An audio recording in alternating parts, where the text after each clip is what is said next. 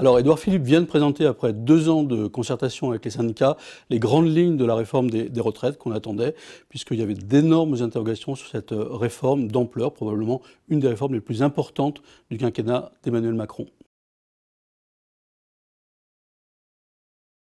Le temps du système universel est venu, celui des régimes spéciaux s'achève.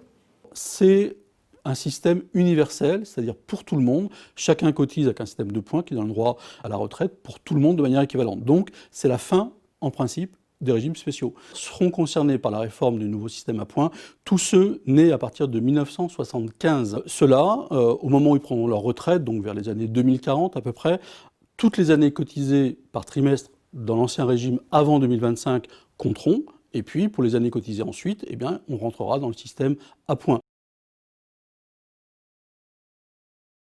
Ce sera un système en points et non en trimestres qui fera que le travail paye davantage puisque chaque heure travaillée ouvrira des droits. Ça veut dire que chaque année, les partenaires sociaux vont devoir calculer la valeur de ce point.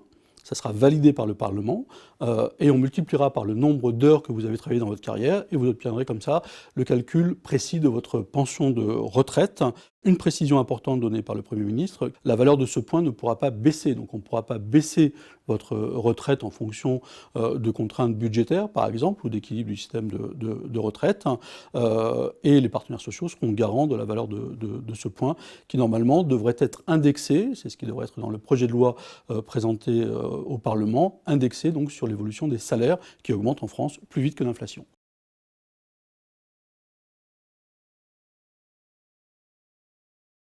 C'est la grande question pour tous ceux qui ont une carrière complète, qui n'ont pas connu de période de chômage, hein, qui n'ont pas connu plusieurs systèmes ou plusieurs employeurs. Ceux-là, on peut imaginer que le système sera à peu près équivalent. Autre gagnant, les gens qui bénéficiaient aujourd'hui de bonifications à la retraite. En tous les cas, ça permettra de corriger d'éventuelles injustices. Donc les forces de l'ordre, par exemple, qui ont des bonifications parce qu'ils font un métier dangereux, ceux-là gardent leurs modifications, leurs dérogations d'âge.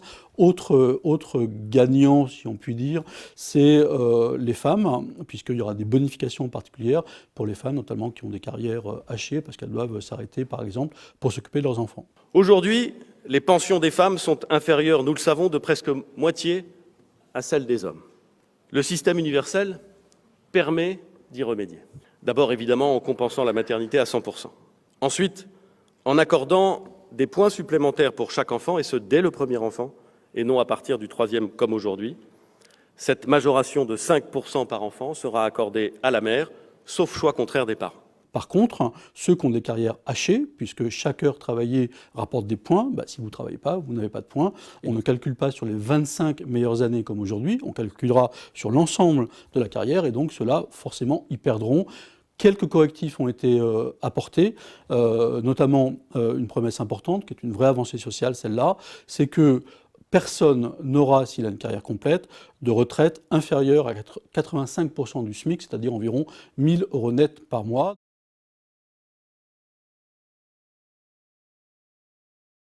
Le calendrier a été fixé par l'exécutif, ils veulent aller vite. Le projet de loi devra être prêt avant la fin de l'année, présenté en Conseil des ministres fin janvier, présenté au Parlement et discuté au Parlement avant la fin février, donc voté au courant 2020, avant ou après les élections municipales. Il rentrera en vigueur s'il est voté en 2020, en 2021, et mis en œuvre les années suivantes.